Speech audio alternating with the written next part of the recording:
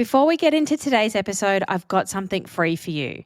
90% of triathletes are making the same 5 nutrition mistakes that are costing them time on race day. And I don't want that to be you. So I've put together a free audio series called The 5 Biggest Mistakes Costing You Time on Race Day, where you'll learn what they are and most importantly, how to fix them. Grab it now for free at dietitianapproved.com/mistakes and start fueling smarter for your next race today. Welcome back to the Triathlon Nutrition Academy podcast. Today we are celebrating some incredible race day performances at Sunny Coast 70.3. We are coming to you live from Mooloolaba on the Sunshine Coast, where we had 22, I think, athletes competing from all over the world in our second annual Triathlon Nutrition Academy event. Lots of different ages, lots of different geographical locations, experience levels and fitness levels took on the course on Sunday. Our speediest competitor was Lewis in a 4:55.26. And the person that got their money's worth was Matthew, who did a 7 hours, 25 minutes, 45 seconds. And he used this race as his first training session for the season. Team TNA came second. Woo! And next year for our annual event, we'll be taking on Cairns with a 70.3 and a full distance option. And our 2027 event will be in Santa Cruz, California. So if you want to come and join our TNA family and have a good time with us and get lots of high fives out on course, then you need to come and join us in our final cohort for 2025 by going to dietitianapproved.com/academy. I have 2 very special athletes joining me today, Kelly Estes and Kathleen Gilton, both from Idaho in the USA. And before you ask, no, they're not together. They just traveled together and they just happen to live in the same state. Kelly is 65 years young. He is the leanest and fastest he's ever been. And he raced Sunny Coast last year and came back and shaved off 21 minutes off his time, taking 3rd in his age group. And he's now qualified for World Champs in Nice next year. Congratulations, Kelly. And Kathleen only got back into triathlon in 2023 and has been steadily building up to the 70.3 distance. At Sunny Coast, she smashed a PB and, more importantly, she built up the confidence to travel halfway around the world solo without her husband to race internationally to do it, which is very exciting. In this episode, we wanted to share 3 race day fuel hacks that both Kelly and Kathleen proved out on the course at Sunny Coast and some of the lessons that you can take with you for your own training and racing. Welcome to the Triathlon Nutrition Academy podcast, the secret weapon in your ears for triathletes who want to get fitter, faster, stronger, and healthier with evidence-based nutrition. Welcome to the podcast, Kelly and Kathleen. Yay. Thanks for having us. So exciting to talk to you. I know we've spent a lot of time together the last few days, but I miss you already. So Kelly, you raced Sunny Coast last year. You came to our first annual TNA event and you came back this year. Thanks for coming back. But you took 21 minutes off your race time compared to last year. You know, same course. You got a new bike, but probably can't equate 21 minutes just from a new bike. So what have you done in the last 12 months that has helped you to go that much faster? A big part of it has been just the nutrition that I improved over the last year. I spend a lot of time focusing on making sure that I get my pre-training nutrition in every day, and that whenever I am training, that I get the right nutrition in at the right times. And for the shorter session, you know, you really don't need a lot of nutrition, but for the longer sessions you do, there's this whole timing of when you take your nutrition and are you taking the right type of nutrition. And then, of course, recovery afterwards. There's ideally a certain window when you should take your post-training nutrition.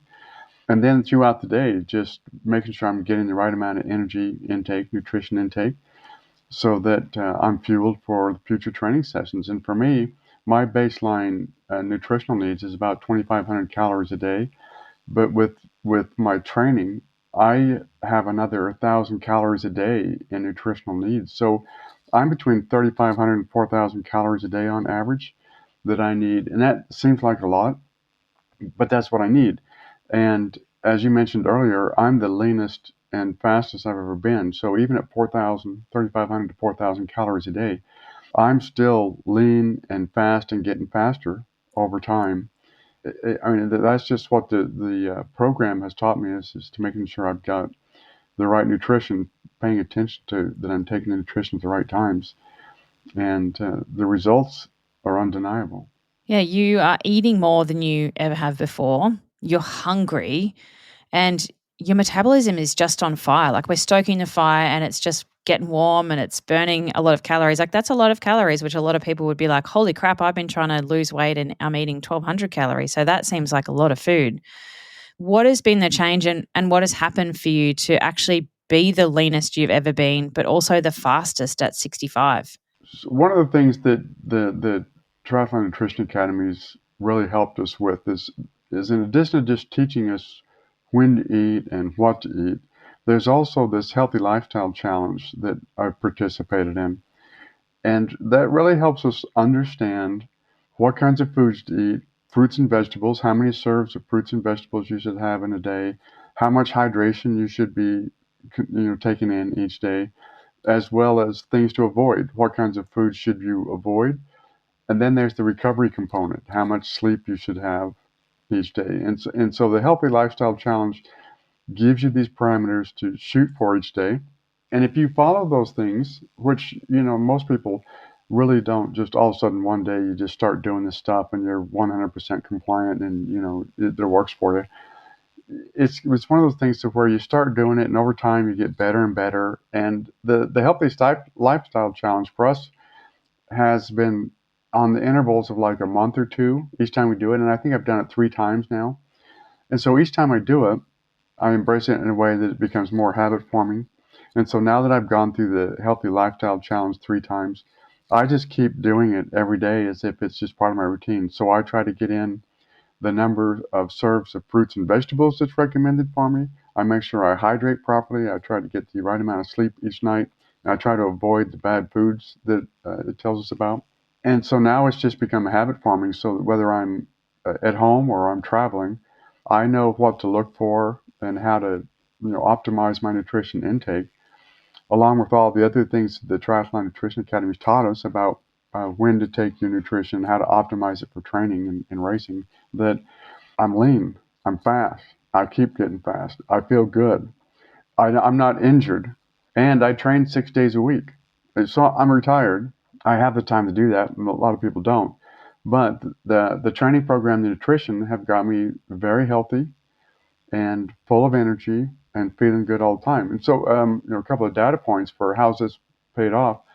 When I retired in January 2022, that's when I started my triathlon training, I went from that point to a full Ironman distance 18 months later. 18 months after retirement, I did a full Ironman. Now, it wasn't necessarily easy. I didn't set any records, but I finished it. I felt good. I wasn't hurt. The next day, I didn't have any problems. I mean, the typical soreness stuff you have, but I recovered just fine and things were good. I kept on doing my training. And now here I am 2 years after that, 2 years after the Ironman, here I am at Sunshine Coast, 70.3 in Mooloolaba, Australia. And I just took third place in my age group with a time of 5 hours and 29 minutes. That's fast. I think when I did my very first 70.3, which was Indian Wells, I was over 7 hours. I don't remember what my time was. It was over 7 hours. And at that time, there was another guy that took our age group. He did it in like 5.5 hours. And I was thinking, holy cow, that guy must be amazing. I'll never be there. But here I am, 5 hours and 29 minutes. And it's not just the training, it's the nutrition.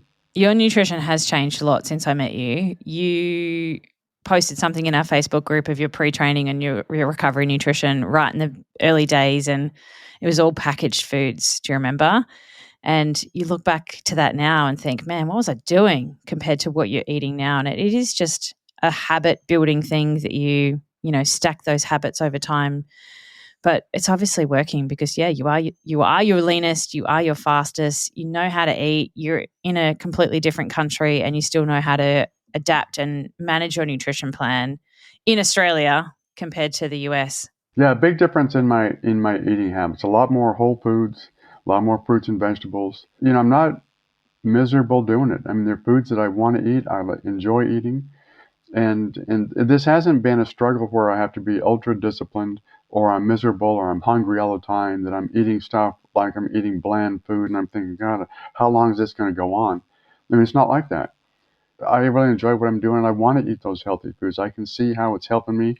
And there's so many food options these days that you can find lots of things that you can make very flavorful food, healthy food. It's really nice. Using the recipe database is good for that. It's kind of the basis of the recipe database. Is it's whole food, it's real food, but it's designed for active people in food that's not too long to make. Like most recipes are kind of quick and easy, as well as full of flavor, because that's the way I like to eat. I don't want to eat boring rabbit food either. So you're a numbers tracker. Like there's lots of spreadsheets going on. Kelly's our spreadsheet master. You know how many calories you have on a daily basis. What about your carbohydrate availability and periodizing that to training? Like how much carbohydrate are we talking you eat on a light day versus like a big training day? So I don't have those numbers in memory. I know ballpark, I'm in the 400 grams of carbs a day or higher, 400 to 500 grams a day, depending on the training day.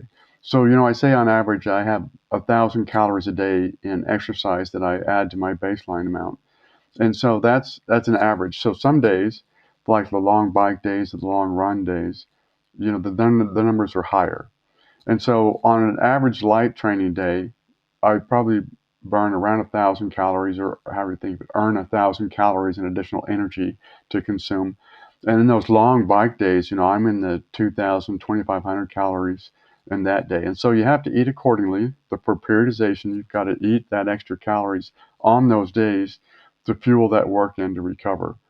And so I do, I have a pretty good feel for what those numbers are. And so now I don't even really need to calculate or look at much. I just know what I need to eat. I do track my calorie intake through MyFitnessPal, and that does help me keep track of, am I eating enough? And that's really what it's come to. It used to, I think a lot of people eat too much, or they're not really sure where they're at.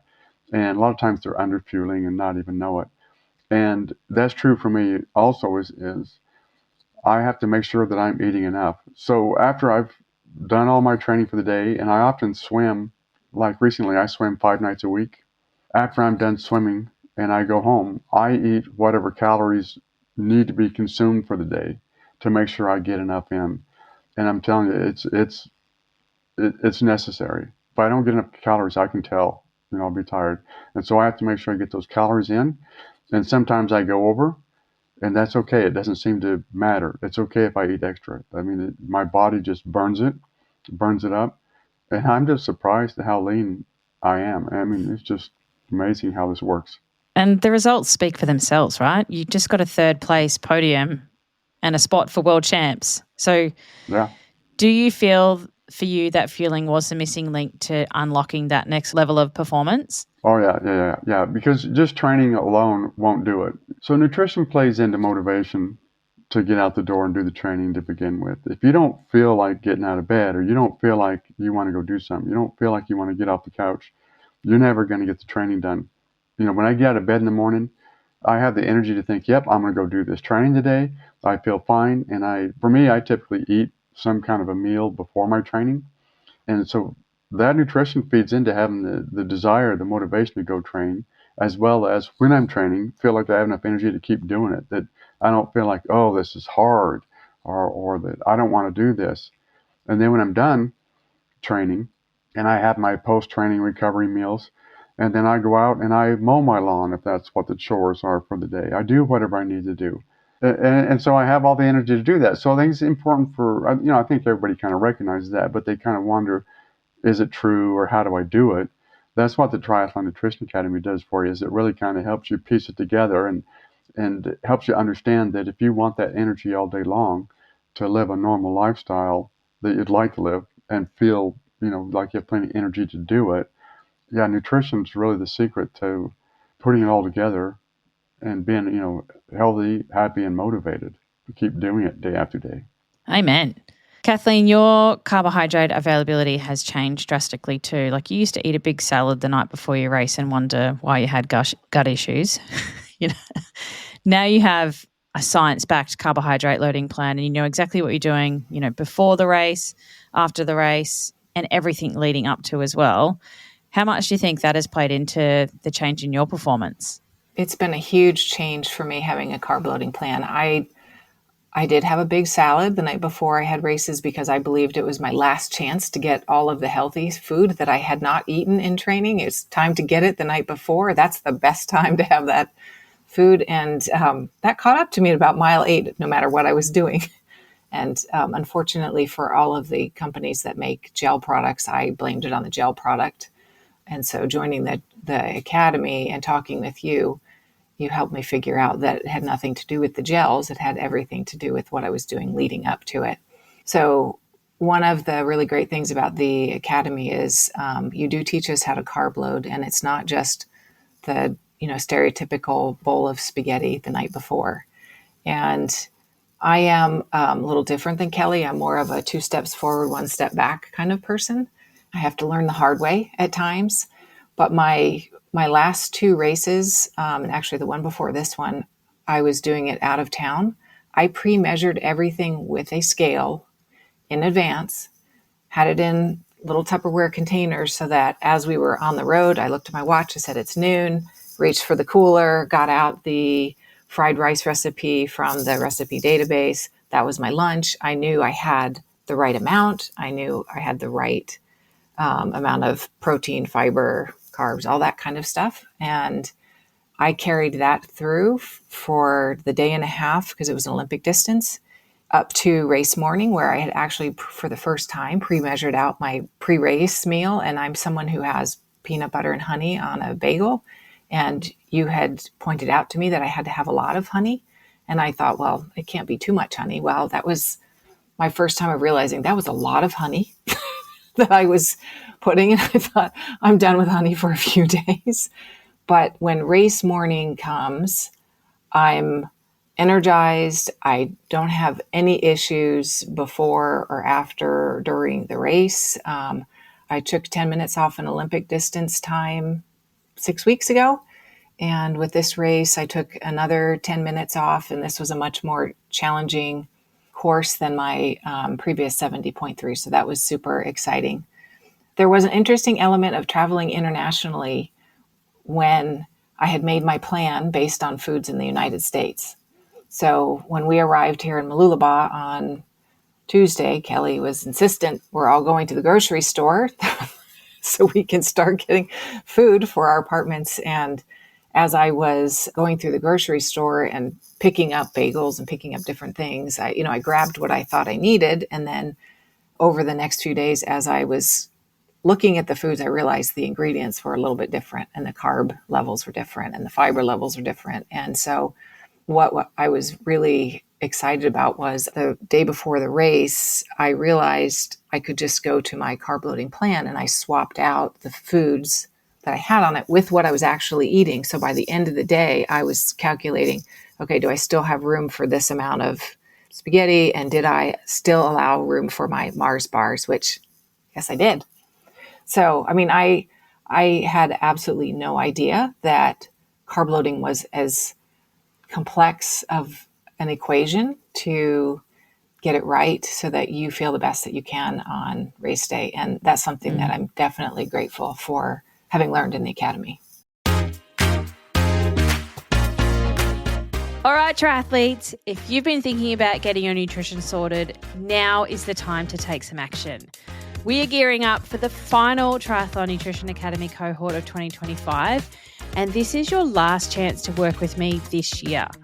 So if you're keen, make sure you register your interest for our October cohort at dietitianapproved.com/academy. If your name is on that list, you'll get exclusive access to 2 epic early bird bonuses that, trust me, you don't want to miss.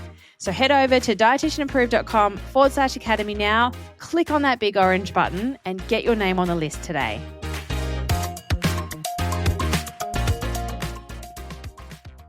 Yeah, how exciting is it to go shopping in a different country and still be able to put a carb loading plan together because you just sub out what's in our carb loading spreadsheet for the stuff that's in here? It's so good, makes it so easy. Now, you had a 17-year break from triathlon. Like you did it one summer and then, realized that you loved it, but life was a different kind of era then. Little kids, husband working away, all those sorts of things. So you came back in 2023 when it's now your era. Can you share what it was like returning to the sport and then building up to a 70.3 distance? Because you first started in the academy before you'd even done a race, I think, and you dabbled in the short stuff, and then now you've just become this 70.3 weapon. I actually was inspired to do triathlon again because your podcast showed up in my ears one day. I was starting to research nutrition and sports because I was at the time only running. And I was so afraid of fueling while running that I would go on a 12-mile run and I would have maybe now I know it was 250 milliliters of water, which is, a cup. And I wouldn't eat anything because I was afraid of what would happen. And, I got through it. I didn't know any different. And I was also seeing at the same time information on Instagram and Facebook about people who were fueling 90 grams of carbs an hour. And I thought, how are they even doing that? And does that apply to me? But I was seeing all of this information in a variety of ways and not really able to piece it together with my own personal experience. And so that was when I started looking into nutrition. And like I said, your podcast showed up as a suggested podcast. And the very first one I think I listened to was about dairy. And I had not eaten dairy in a very long time because I thought dairy was another one of the contributors to my iffy gut. And listening to that and you explaining the science behind dairy and what dairy offers you, and also being respectful of the fact that people make different choices about dairy, but how I could incorporate dairy again, maybe with the lactose-free version. Maybe that might be a way for me to step into the dairy world rather than oat milk, which really didn't have any redeeming qualities. Listening to you, I kind of caught the bug again. So I signed up for a sprint and Olympic.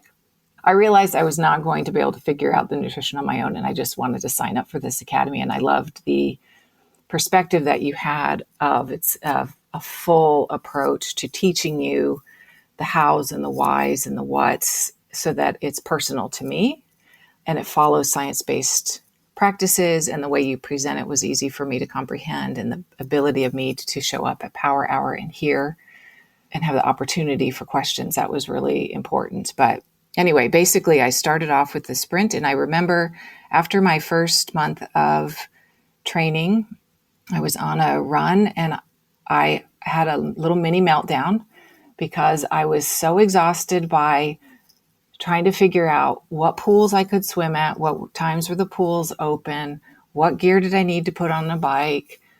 I didn't ever actually drink any water or eat on a bike before, but everything was just felt really hard. And the nice thing was I was starting to learn about the nutrition, so that was taking that hardness out of it. And I just had to kind of tell myself, anything worthwhile is going to be hard. You just need to get through this. So I did my first sprint and placed first in my age group. It was a little local sprint. And I was like, okay, I had a tri-suit. I was legit. And I decided that, okay, we got to keep going. And I had already signed up for an Olympic. And that was actually where I met Kelly in person. And those were the only two races I had signed up for. And I pretty much assumed Olympic was going to be the limit of my capabilities, because I really, even though I was learning nutrition and I was learning to trust my gut, I just didn't believe it was really possible for me to do something that was going to take me 6.5 hours. And over the next few months, as I continued to train, I continued to work on my nutrition. I had a friend who signed up for a 70.3, and it started to go in the back of my mind, maybe I could do this, maybe I can do this. And I did it. So I signed up for the Coeur d'Alene 70.3 last June. That was my first one. I signed up for Indian Wells in December. And right around then was when you started talking about people coming back to do Sunny Coast here. And I thought a lot about it. And I thought, I've had 2 good races for 70.3s. I still had progress to make, but I didn't have gut issues. And other 6 races that I had done in the meantime, I had no gut issues. And so I realized, you know what, this is a big deal to go across the world, do a race, because typically everything had to be dialed for me to feel comfortable that I was going to be able to succeed. And thanks to the confidence that I've built with my nutrition, the friends I've made along the way, my training, and my husband's encouragement, it was like, okay, I'm going to do this. So here I am. And my goal was really just to finish happy, and knowing that the course was going to be harder. I was swimming in an ocean, which I hadn't done before. The Alex Hill that you go up and over 4 times. I didn't have expectations for time. And so at the end of the day, when it was 10 or 11 minutes faster than before, I was pretty psyched. And the best part was, not only was my swim leg stellar, it was the only one I beat Kelly Estes on. But it was only, I think, 2 minutes, so it wasn't a big gap. Hey, a win's a win, Kelly. 2 minutes on the shortest part of the course, Kelly Estes. Let me have some. What I love about you, though, Kathleen, is that not only was it a PB on a tough course in the heat, it was amazing. It was the first time that you've raced overseas without your husband here for support and, the bike mechanic. How much did having your nutrition dialed in give you the confidence to be able to do that, to take the leap and race internationally? Having my nutrition dialed in made this possible, 100%, because going to another country where you're not sure what the foods are, is just a huge question mark. And I will say I was fairly confident from, all that we've learned about you and learned about other people in our academy, that I would have support and guidance if I needed it on the trip as a whole. But the nutrition is the one thing that is going to carry you from the beginning to the end. It's not my wetsuit. It's not my bike. I mean, if I'm running out of gas 3 miles into the run, it would have been a miserable experience. So knowing that I've done this twice, and that every time I get better, and so long as I stick to plans and I don't do the 2 steps forward and 1 step back situation, I knew that wasn't going to be an issue that would hold me back. So it was hugely, hugely impactful in my making this decision. That's amazing. You both traveled internationally for this race, and with that obviously comes so much more logistics compared to racing at home. You've got to organise all your flights and itinerary. You've got to pack your bike up, transport it, hope nothing breaks, and then put it together on the other side of the world. You potentially have to battle with jet lag if you haven't done our masterclass on beating the jet lag, and just so much more goes into that when you are traveling for an event. One of the biggest things that we worked on before you came was practicing your race nutrition fueling routine, inside and out, so that nothing was left to chance. How did that play out for both of you when it came to race day? Kelly? For me, I think this has been one of the best races I've had in terms of just the feeling I've had out on course for the nutrition intake. There is a lot that goes into, making sure you have the right food. For me, I brought a few gels with me, and then of course I bought everything else I needed here, especially for my carb loading. All that stuff I bought at the local shops. But while I was out on course, and it's something I really paid attention to this time, because you really worry about how you're going to feel as you're taking in nutrition at some certain carbs per hour, right? I had my targets that I'm shooting for on the bike and on the run. And as I was going through the bike, I got probably halfway through the bike, and I was just thinking, I really feel pretty good. I have no discomfort, no bloating, no any kind of real problems at all. And then the same on the run. You're through the run, of course. By the time you get to the run, you've already had, for me, I've had it on the bike, 2 hours, 45 minutes of nutritional intake and hydration. Then you start the run. I can't take in the same carbs amount per hour. So you adjust it, right? You have some target amount you adjust it to based on training and experience. And as I get through halfway through the run, I'm feeling really, really good. And it's like, I just can't believe how well I feel. The entire race just came down to willpower. How fast can I make myself go, that I felt good and the energy levels were there, no discomfort whatsoever. And so it was just a matter of how fast can I, shut up legs, let's go type thing. It was just how fast can you make yourself go? And that's just come from all the stuff that I've learned from Triathlon Nutrition Academy and the experience and the training where you line those up. One of the things I like to talk about before I joined Triathlon Nutrition Academy is whenever you're out there training and racing and you're trying to figure out how to optimize your performance, it's a lot of trial and error. You don't know. You take a lot of stuff, you try it. Like Kathleen was talking about, you think you're doing the right thing, but how do you know? Friends tell you to try certain gels or try things, and so you do. You try that kind of stuff, you trust them, and you're hoping that it's the right thing. The Triathlon Nutrition Academy takes away the trial and error and moves it more into what I refer to as a process improvement type approach, where you're thinking about you have a plan, you do it, then you figure out if it's working well for you, and then you make adjustments, and you just keep repeating that process over time to where you get to a performance like I had yesterday, where I'm just amazed at how good I feel, that I have plenty of energy, that I'm able to consume my nutritional targets at the times that I need to. And so that it just comes down to, come on, body, just let's do this. Let's just, how can I mentally make myself go as fast as possible? And it works, when you combine the nutrition with the training. For me, I shaved 5 minutes off a swim from last year. That's a lot. I shaved 13 minutes off the bike. Just so, yeah, I had a new bike. So the new bike is a lot of that, but I had higher wattage output. It takes energy to do that. And then the run, I mean, it's getting hot by the time you're into that time of the day. And I really felt good to where, I could pick up the pace. The second half was faster than the first half. And it's all because my energy was there. And then it was just a matter of mental strategy. When do I pick up the pace?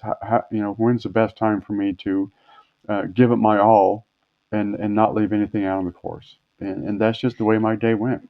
Was there a point in the race where you realized I've nailed this fueling thing? Twice. On the bike, whenever I was coming through, about halfway through the bike, when I realized that I really feel very good, because a lot of times I feel bloated. You can tell if you've had too much intake. If your carb intake is too high or your liquid hydration intake is too high, you feel it. You can kind of feel like, oh my God, I can't, I got to back off. I got to stop. I got to do something to change this up or I'm going to vomit. So the bike, I was able to have that checkpoint. It was something I was aware of, that I was consciously aware of. And then on the run, and I was about halfway through the run, it was the same way. It was like, man, my nutritional intake is right on target. I don't feel like I'm underfueling or overfueling. I feel good. I mean, yeah, it was just one of those things where, and it comes with experience, right? I mean, in previous races, you're hoping you'd get here, but earlier races, you're not there, and so you're trying to figure out how to get it dialed in exactly, right? I mean, you're doing the right food, you have the right amount of hydration because you've been testing your sweat rates and things like that, and so I knew I had the numbers dialed in. So I was really just fine tuning all this at this point. I'm just fine tuning the intake, and yesterday's race performance was optimum. I mean, it is dialed in, unlike anything I could have imagined. I mean, I'm just really so impressed with how all this works. It's a science. I love it. Data sheets. You are a data junkie, but we love that about you. You guys really nailed your logistics. I'm so proud of you. Everything you did to get here in one piece, bikes back together perfectly. I reckon Kathleen's going to be doing way more solo trips after this because she's had the experience and it's come off. Now, the third thing that I think you guys both proved at Sunny Coast is how important recovery nutrition is. And Kathleen, in particular, like one of your key differences that I've noticed and you've told me about is just how much better you recover now. Can you talk me through what you were doing for recovery nutrition before versus what it looks like now? Yes. Before, when I had a long run, say 12-mile run, where I had drank next to nothing and had no fuel, I'd arrive back home with my friend who I ran with. We would go line up at the nice coffee machine, make coffee, sit down and talk for another 2 hours. And that was our recovery meal. I had zero idea that there was such a thing as recovery. I remember seeing a canister of something in the store that was like Power Bar recovery fuel or something. And I remember saying to my husband, like, what is that? Why would you have fuel after you're done? I don't get it. You're done. Why do you need to think about what comes next? It's over. You did the hard part. And so the very first module in the academy is recovery. And I remember I looked at that and I thought again, why is this the first one? It seems like we would have like something more about fruits and veggies first. That's what I expected. And instead it was recovery. And my eyes were like totally opened watching that masterclass, realizing that there's an actual science behind what you eat, when you eat, based on you specifically, and what are the elements of it need to be. And you had us all create 3 recovery meals, and you said just put them up on your fridge so that they kind of become plug and play for you. And so I now have sort of standard recovery meals that I know are going to work. And I come home, I get out my scale, I measure my Greek yogurt, maybe it's strawberries, a little bit of granola, but it's all down to the grams because it's done, calculated on the refrigerator. And the other piece of recovery that I was also really remiss about was my hydration. I had clearly dehydrated myself in my workout, and other than the cup of coffee, didn't even really think about hydration being part of the recovery process. And so I now have learned to, number one, drink a lot more water when I get home. But if I have occasions where I'm somewhere where I can't, or I just get distracted, which is easy to do, later in the day, I can start to recognize how I feel and go, you know what is wrong that's happening right now? And I go back and I think, what did I eat and what have I drank? And it just helps me troubleshoot and get the right things in me so that I can get out and train the next day. I'm like Kelly, I train 6 days a week, not quite as hard as Kelly, but 6 days a week as a master's athlete, you need to make sure that you are preparing yourself for your next session, not just celebrating the one you just finished. Yeah, it's so important. Kelly, for you, being the leanest that you've ever been, being the fastest that you've ever been, how important is recovery nutrition for you in helping you train consistently and then bounce back? Yeah, very important, because I used to come back from training and I didn't eat or drink anything. I actually would come back and take a nap. And I learned how unproductive, unhelpful that was in the academy. So now whenever I come back, you have a certain window that you need to take your nutritional intake. I do that. I have targets for carb and protein intake, and I do that every day. And it just sets me up for better performance. No need for naps. And doing that day after day just helps me get ready for the next day, because training 6 days a week, I need to have that energy so that when I get up the next morning, I feel like doing my training and that I can go out and execute. And so having the recovery, having an understanding of how to do recovery, what it looks like and when I should be doing it, has made all the difference in the world for success. There's all different aspects of getting ready for training, executing your training, and recovery, and they're all equally important, that you have to do them all. If you do them all well, you have a very efficient, well-running machine. And because of being able to nail that consistently for every single training session, you both have just done a massive training block to get here to Sunny Coast and have reaped the rewards of great performances as a result. You haven't got injured, you haven't got sick, you've turned up to the start line feeling ready to do this race. And so many triathletes don't do that. They hurt themselves right before or get sick and taper and then go and race anyway. But if they just had their recovery nutrition sorted day in, day out through that training block, a lot of those problems wouldn't happen. And so many triathletes underestimate recovery, or they think they're doing it right for them, but it's not until you understand what you need to do specifically for you. And that's something we do inside the academy. It's the first masterclass, as Kathleen said, because it is one of the most important things that you need to do, because you only adapt from the sessions that you recover from, which is why both Kathleen and Kelly just smashed it and are in peak shape at the moment. Having the great nutrition program along with the great training program allows a person like me that after I finish a race, as well as we did yesterday, that I turn around and I just look at the next race. It's just another day at the office, right? I mean, I already know what I'm going to be eating and doing. I've already signed up for the races. I'm planning to come back for Cairns next June and World Championship next September. And so for me, it's like I already know what I'm going to do. I know I'm going to be successful if I just follow my nutrition program and my training. And so I have no worries about, am I going to be okay or how am I going to do this? It's like no stress. I know what I'm doing. Life is good. And it's because we have these great programs like yours, like the Nutrition Academy, that sets us on track to where I'm on autopilot. All I have to do is figure out which race I want to do next. Well, massive congratulations, you two. It's been so good to see you in the flesh in my country. But both Kelly and Kathleen are proof that when you get your nutrition right, the results can be life-changing, whether that's qualifying for world champs at 65 or traveling overseas solo with the confidence to race at your best and pull a PB off in the process. So let's quickly recap on those 3 hacks that we talked about that these 2 athletes proved at Sunny Coast, as well as the 22 other athletes that we have here racing, is firstly, and so importantly for triathletes, dialing in your carbohydrate availability. And that includes every single day in training, as well as your carbohydrate availability out there on the race course. Number 2 is nailing your race day routine and all of the logistics that go with that, because it's not just this one day, it's everything that goes into the preparation for it. And that preparation starts months in advance. And the longer distance you race, the longer your preparation should be. Now, Kelly hasn't even raced since our Sunny Coast event last year. He spent 12 months preparing to smash this event this year. And that just gives you an indication of all of the work that does go in behind the scenes to have a successful day. It's not just that he fluked it and he had a great day and, the gods were with him. A lot of organisation and planning went into that, but it was worth it. Hey, Kelly. And the 3rd hack is prioritising your recovery nutrition. And there's a reason why it is the very first masterclass that we cover in the TNA program, because it is so important and most people think they're doing all right.